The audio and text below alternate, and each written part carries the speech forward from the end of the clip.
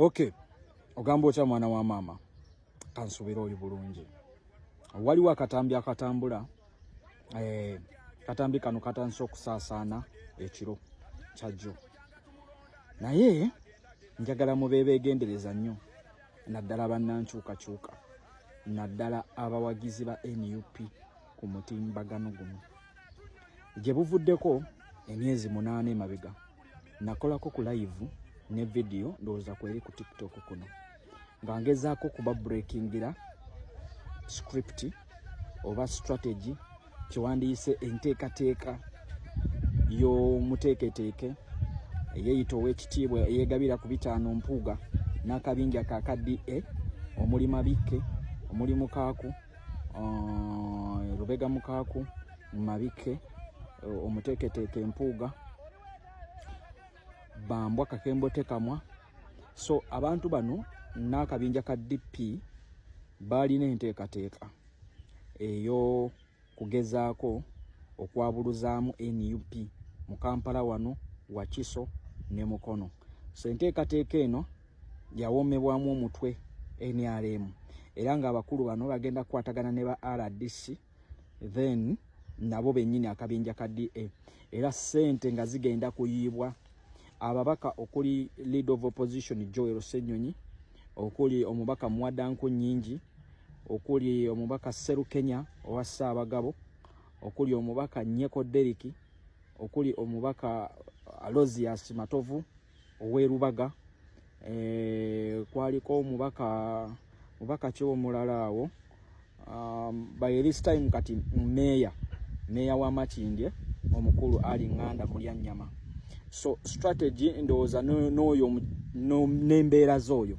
Strategy was nti abantu bano batandike okubasalako ku mikolo gye baba bazzeeko ng'okufiirwa we baba bayise bonna batandike otemezebwako bafuneyo obubinja bw'abavubuka bujje bubasaleko like bafuneyo abavubuka nga 3 ku 4 bajje muno mujja kubaamuko n'omukyalo okuimplyinga nti bano balonzi batandiko okuba olube abantu bano ababaka bano babagobe balage nti abalonzi be babagoba era babakooye tebalina kye babakoledde era ne mu constituency babadde tebali nnyamu okiwuliriza. So ekintu ekyo omwaka oguwedde kyakolebwako ku Mwadanku Nnyingi bwe yali agenze ekiteezi nga wakagwawo enjege eyo empisa Mwadanku Nnyingi gye bamuyisaamu. Then omulala yali Ali Nganda Mulyanyama era abamu abaliwo abo baali balina obu-t-shirt bwe beemingise obwa Mpuuga is my leader, abalala nga bambadde obu-t-shirt bwa DP. Then embeera emu eyo neetuuka ku mbeera ze. Kaakati era omubaka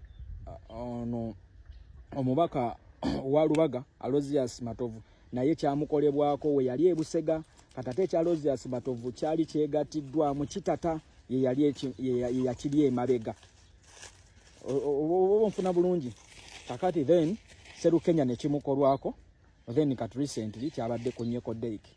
Boda yakatambi ako n'oketegereza abantu abakubye olube babaddewo abavubuka nga 3 abavubuka abo bali mu kabinja oba bali mu kabinja ka ganja weed akasibuka eggaba ebbunga awo kuba wano yabadde eggaba. Kakati abavubuka abo bali mabega wa Mabike mulimu n'omuyimbi era yeegwanyiza ekifo ekyo. So be babadde mabega wa strategy eno mu kyo kye bagezaako okukola ki nti abantu bano machazi tulwana nabo nkugambye balwana kulaba nga ebifo bino ebimu babisuuza NUP.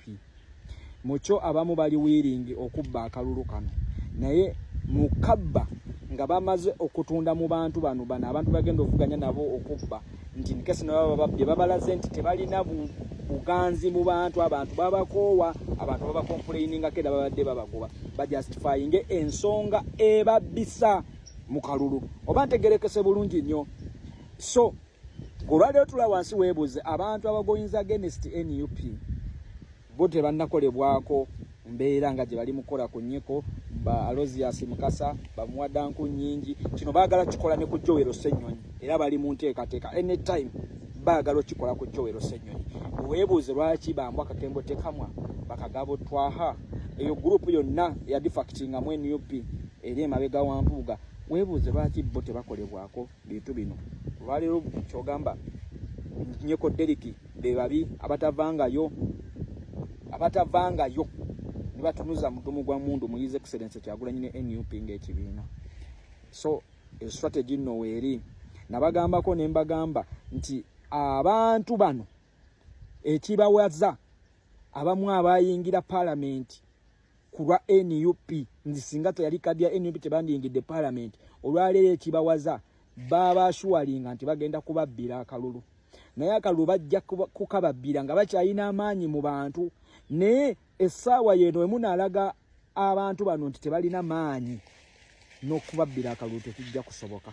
So mbabuulidde mubeere bekkeenaanya nnyo tulwana n'empuuga ne NRM tebatudde strategy yeno kufunayo bantu bayaye batonotono bajje bayejakinga ababaka bano balage ekibeera batekewo ekibeera nti abantu babagobye mu constituency babakooye atakuumira mpeera abankuumi.